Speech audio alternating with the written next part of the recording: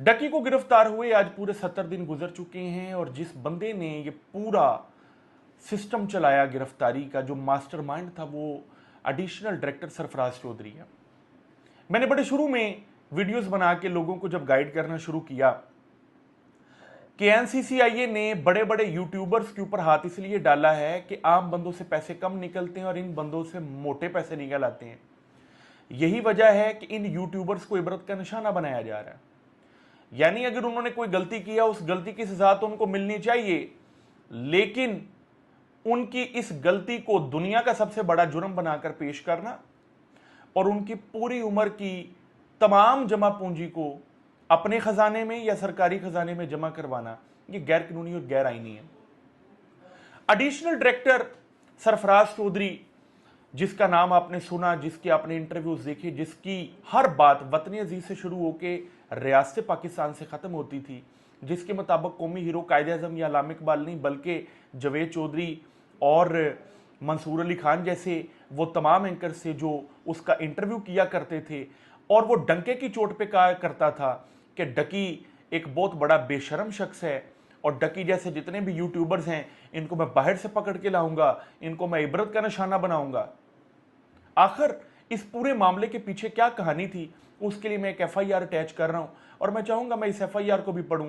उससे पहले मैं आपको यह बता दूं कि कहा जा रहा था कि सरफराज चौधरी को मिलिट्री इंटेलिजेंस ने पकड़ा है, और आज से कुछ दिन कबल मैंने एक वीडियो अपलोड की थी कि मिलिट्री इंटेलिजेंस के पास किसी किस्म की कोई कानूनी पावर नहीं है कि वो किसी भी सिविल डिपार्टमेंट के, गवर्नमेंट डिपार्टमेंट के या फेडरल डिपार्टमेंट के किसी भी अफसर को पकड़े अनलेस अनटिल मामला नेशनल सिक्योरिटी से मुतल्लक ना हो या टेररिज्म से मुतल्लक ना हो।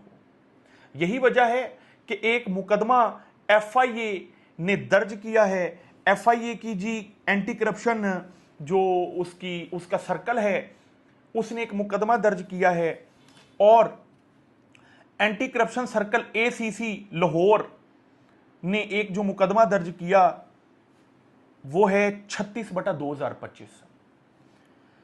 इस मुकदमे के अंदर जो मदइया हैं वो अरूब जतोई हैं, यानी डकी की मिसिस। मुकदमा क्या दर्ज किया है मैं बताई देता हूं। जनाबी अली गुजारिश है कि दौरान इंक्वायरी नंबर 219/2025 थाना ये बगर्ज इंक्वायरी दफ्तर जनाब director operation national cyber crime investigation agency Gulberg Lahore आया हूं। हस्ब ज़ाब्ता बाद अज़ अंदराज रोज नामचा थाना एनसीसीआईए लाहौर अल्जाम लेहान से मसरूफ दरियाफ्त हुआ हूं, जो दरियाफ्त पाया गया है कि एनसीसीआईए लाहौर ने कार्रवाई करते हुए एक मुलजम सादुर रहमान उर्फ डकी भाई, जो कि मदैया का खावंद है, को हस्ब ज़ाब्ता गिरफ्तार किया और तफ्तीश अल्जाम ले इंक्वायरी बजरिया तफ्तीश रियाज असिस्टेंट डायरेक्टर के वाली हुई। ये शुएब रियाज वही शख्स है जिसने मेरे भाई मियां अब्दुल अजीम एडवोकेट के ऊपर एक मुकदमा दर्ज करवाया, और मुकदमा इस बाबत दर्ज करवाया कि डकी से ही मिलता जुलता एक केस मियां अब्दुल अजीम साहब के पास आया, जिसमें उन्होंने हेबियस पिटीशन फाइल की तो हब्से बेजा के अंदर एक मुलजम एनसीसीआईए के दफ्तर से बरामद हुआ, और उस मुलजम को बचाने के लिए शुएब रियाज ने अपने इख्तियारात का गलत इस्तेमाल करते हुए एक मुकदमा मियां अब्दुल अजीम साहब के ऊपर दर्ज करवाया, जिसकी कैंसलेशन रिपोर्ट बनाने के लिए हाई कोर्ट की तरफ से ऑर्डर भी हो गया कि ये मुकदमे के अंदर बहुत से ऐसे मामलात हैं जो मंजर आम पर लाना जरूरी हैं। यहीं से मियां अब्दुल अजीम एडवोकेट की पूरी टीम और मेरी पूरी टीम ने कानूनी कार्रवाइयों का आगाज किया और हमने सोशल मीडिया के जरिए इनकी करप्शन को और इनके जुल्म को बेनकाब करना शुरू किया। अदारे हरकत में आए। फिर क्या हुआ?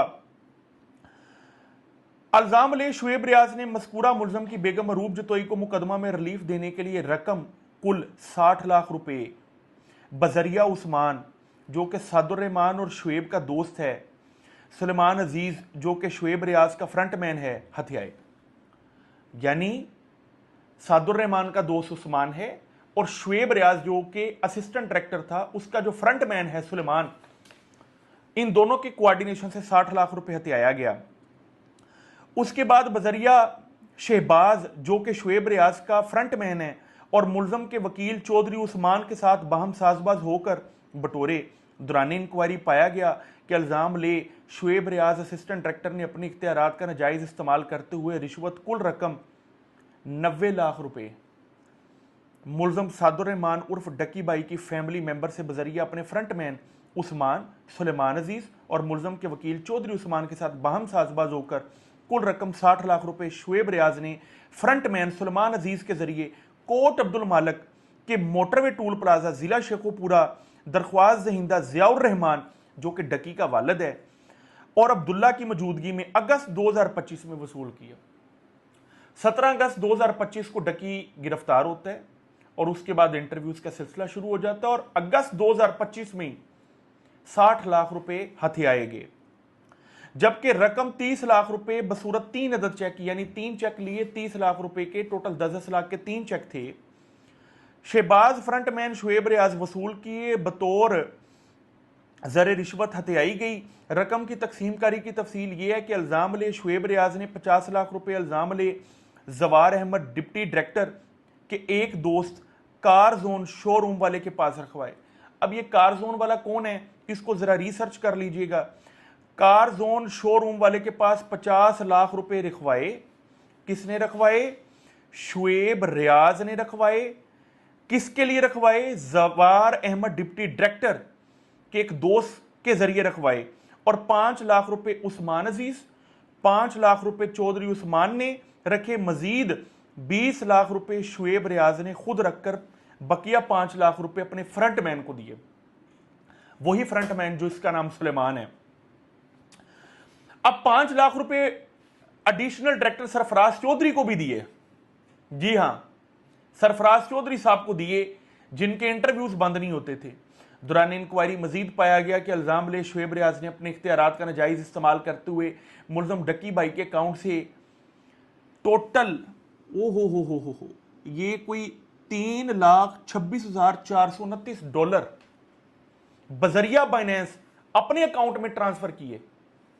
शुएब रियाज ने $3,26,420 बाइनेंस के जरिए अपने अकाउंट में ट्रांसफर किए। ये मेरा ख्याल है कोई 15 करोड़ के करीब रकम बनेगी। जरा मल्टीप्लाई कीजिएगा, ये कोई 12-13 करोड़ के करीब रकम बनेगी। जरा मैं चाहता हूं इस वीडियो के तवासत से मैं आपको बताऊं, ये 9,12,80,000 रुपए एक असिस्टेंट डायरेक्टर एक मुलजम से 9,12,00,000 रुपए की रकम अपने अकाउंट में ट्रांसफर करवा लेता है। क्या बात है मेरे दोस्तों, मामला भी खत्म नहीं हुआ, पढ़ते हैं आगे। मुलजम सादुर रहमान और दीगर को रिलीफ का झांसा देकर अपने इख्तियारात का नाजायज इस्तेमाल और रिश्वत लेने में दुरुस्त तौर पर कसूरवार पाए गए हैं। दौरान इंक्वायरी मजीद पाया गया कि मुलजमान जो कि बाकायदा एक नेटवर्क के तौर पर अपने इख्तियारात का इस्तेमाल करते हैं, महाना की बुनियादों पर मुख्तलिफ कॉल सेंटर्स, ऑनलाइन फ्रॉड में मुलव्वस अफराद पर से इंक्वायरीज और मुकदमात की मद में मुलजमान मुतासरीन से रिश्वत इकट्ठी करते हैं और अपना मखसूस हिस्सा रखकर बकिया अफसरान तक पहुंचाते हैं। एनसीसीआईए हेडक्वार्टर के अफसरान को यह रकम बजरिया Mohammad Usman deputy director operation headquarter Islamabad और Ayaz Khan deputy director NCCIA headquarter Islamabad पहुंचाई जाती है। और एनसीसीआईए लाहौर से मोहम्मद सरफराज चौधरी एडिशनल डायरेक्टर और Jawar Ahmed deputy director acting charge NCCIA Lahore से महाना तकरीबन 1 मिलियन रुपए Mohammad Usman deputy director operation NCCIA headquarter Islamabad और अयाज खान डिप्टी डायरेक्टर के हवाले करते हुए जो आगे अफसरान तक पहुंचाते हैं। यानी प्रॉपर लोगों से पैसे लेके हेडक्वार्टर इस्लामाबाद तक वो रकम जाती है। मजीद ये पाया गया कि यासर Ramzan sub inspector, Ali Raza sub inspector, Mujtaba assistant director, Shoaib Riaz assistant director, मुख्तलिफ कॉल सेंटर और एग्रीमेंट कंपनीज ऑनलाइन फ्रॉड करने वाले मुलजमान को सहूलतकारी फराहम करते हैं और इस मद में महाना की बुनियाद पर रकूम इकट्ठी करके 50% खुद रखते हैं और 50% अफसरान या एनसीसीआईए हेडक्वार्टर इस्लामाबाद बजरिया डिप्टी डायरेक्टर और एडिशनल डायरेक्टर अपनी पोस्टिंग बचाने और गैर कानूनी कामों में जो इंक्वायरियां चलती हैं उससे बचने के लिए ये करते हैं। अभी आगे पढ़ते हैं। यह रकम अंदरी हालात वाला इस्तदा है कि इल्जाम लिहान मोहम्मद सरफराज चौधरी एडिशनल डायरेक्टर अल मशहूर वतन अजीज रियासत Pakistan, Jawar Ahmed deputy director acting charge NCCIA Lahore, Mohammad Usman deputy director operation, इसके अलावा Ayaz Khan deputy director NCCIA headquarter Islamabad, Shoaib Riaz assistant director NCCIA, Mujtaba Zafar assistant director NCCIA, Yasir Ramzan sub inspector, Ali Raza sub inspector और 9 इसके अलावा सुलेमान अजीज अपने इख्तियारात का नाजायज इस्तेमाल और रिश्वतखोरी और तकसीम का इर्तिकाब करके जुर्म 109 यानी अबैटमेंट, 161 ग्रेटिफिकेशन इलीगल और जो सेक्शन 5247 है यानी 1947 का जो एंटी करप्शन जो एक्ट है उसके तहत जो सेक्शन 5 है और सेक्शन 5 की सब क्लोज 2 है, इसमें सरकारी मुलाजम अगर कोई करप्शन करता है या ग्रेटिफिकेशन लेता है उसके ऊपर ये सेक्शन लगती है, में मुलव्वस पाए गए हैं, लिहाजा इस्तगासा दर्ज किया जाता। आपको ये वीडियो के अंदर अंदाजा हुआ कि किस तरीके से एनसीसीआईए का काम चल रहा है। और देखिए, तुम कितने बुट्टो मारोगे हर घर से बुट्टो निकलेगा। ये एनसीसीआईए के एहलकारान गिरफ्तार हुए हैं, एनसीसीआईए के लोग इसमें पकड़े गए हैं, एनसीसीआईए के ऊपर इल्जाम आया। पकड़ने वाला कौन है? एफआईए। बाबा जी, एफआईए एनसीसीआईए से आगे है। मैंने आज तक पंजाब पुलिस के ऊपर बड़ी तनकीद की है, मैंने सीसीडी के ऊपर बड़ी तनकीद की है। उसकी वजह यह है कि पंजाब पुलिस और सीसीडी इलीगल डिटेंशन के अंदर इन्वॉल्व होते हैं और करप्शन भी करते हैं। लेकिन पंजाब पुलिस की एटलीस्ट ये खूबी है कि इंटरनल अकाउंटेबिलिटी का मैकेनिज्म अच्छा है। आपको एक छोटा कांस्टेबल तंग करता है, आप एक एप्लीकेशन देते हैं, उसके खिलाफ सुनवाई हो जाती है। आपको एएसआई तंग करता है, आपको एसएचओ तंग करता है, इवन कि आपको डीएसपी तंग कर रहा है, आप उसके मुतलका डिपार्टमेंट में दरख्वास्त देंगे, आपकी सुनवाई होगी। अगर आपने किसी को रिश्वत दी है और रिश्वत देने का आपके पास सबूत है, आप उसके खिलाफ दरख्वास्त देते हैं, डिपार्टमेंट में प्रॉपर इंक्वायरी चलती है, उसको सजा मिलती है, महकमाना कार्रवाई होती है। पंजाब पुलिस की ये खूबी है और इसमें आईजी पंजाब को कम से कम खराजे तहसीन पेश करना बनता है। उन्होंने पॉलिटिकल इन्फ्लुएंस के अंदर आकर जो लोगों के साथ ज्यादतियां की हैं वो अपनी तरफ, लेकिन एटलीस्ट इंटरनल मैकेनिज्म अच्छा है चेक एंड बैलेंस का। सीसीडी बड़े इनकाउंटर किए हैं, लेकिन मैंने अभी तक सीसीडी का कोई बहुत बड़ा ऐसा नेटवर्क नहीं देखा जिसमें इनकाउंटर से बचाने के लिए पैसे लिए जा रहे हो। हां, करप्शन ये भी करेंगे क्योंकि गैर कानूनी हरकत हो रही हैं, ये करेंगे, लेकिन अभी तक अकाउंटेबिलिटी मैकेनिज्म बहुत अच्छा है। एफआईए की करप्शन मेरे दोस्तों वहां शुरू होती है जहां पर पंजाब पुलिस की या बाकी पुलिस ऑफिशियल्स की करप्शन रुकती है, बंद होती है, वहीं पर इनकी शुरू होती है। एनसीसीआईए को अरेस्ट करने वाले जो एहलकारान है वो एफआईए के एहलकारान है, और एफआईए के जो एहलकारान हैं वो माशाल्लाह अल्लाह ही हफ़ज़ है उनका। अब मुझे अंदाज़ा नहीं है कि इस केस का क्या बनेगा, लेकिन याद रखिए कि डकी के ऊपर जो केस बनाया गया उसकी मैक्सिमम सज़ा 3 साल है, 5 साल है, लेकिन जो केस इस डिप्टी डायरेक्टर के ऊपर बना है इसकी सज़ा 10 साल है। अब देखते हैं क्या एडिशनल डायरेक्टर सरफराज चौधरी भी डकी की तरह कई महीने जेल में रहता है या 2-4-5 दिन बाद किसी भी ग्राउंड के ऊपर ज़मानत हो जाएगी या डिस्चार्ज हो जाएंगे या incriminating material would not be available on record या कोई डील बन जाएगी।